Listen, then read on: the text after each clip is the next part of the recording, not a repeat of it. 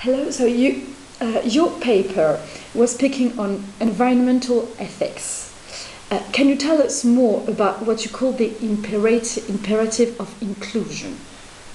To me, inclusion means that we have to not forget factors that determine the direction of an issue. For example, climate change. If you have a neat scientific design, a good program, it's very rational, it's ready to go, that does not mean that it will succeed.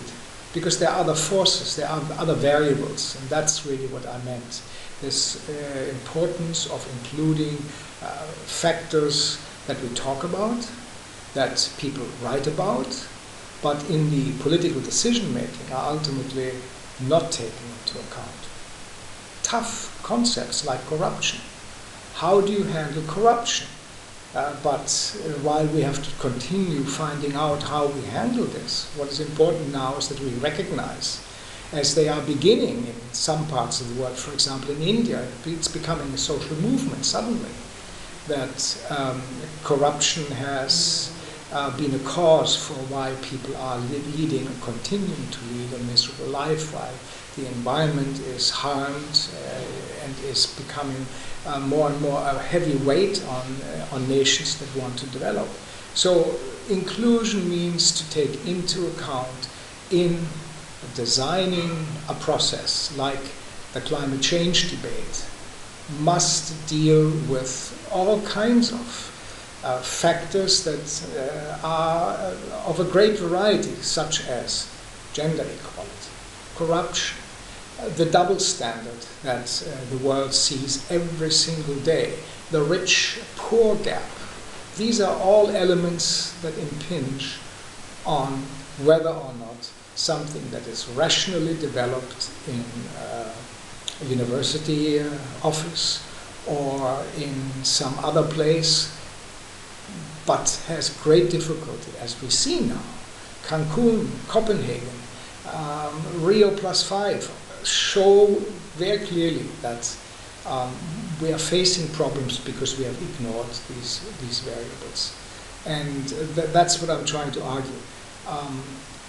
Giving up because they are complex or they're politically inconvenient is not a good reason not to continue to insist that they must play a role. Okay. You're like a very high-ranking ex-UN responsible, and how do you see the future of nation-state cooperation on this issue of climate change? Well, one can speculate here, but we are seeing a world right now that is undergoing what I would call tectonic transformation. Countries, regions, groups that were silent suddenly begin to speak out. There is a social transformation. And sometimes, as an older person, I almost feel youth, the young, are beginning to show those who have lived longer, who have the experience, how to do things. And time is, I think, coming. Decision-making is being influenced in Berlin, in Washington, in Moscow, and in other places by the fact that there is a social response to so many years, so many decades of an unfair division of people into haves, have-nots, educated, uneducated, and this is no longer acceptable. The glass of water has begun to overflow, and one can no longer, and I think that is the immense challenge also for the climate change project, that we must be aware that a rational identification of climate issues is not enough.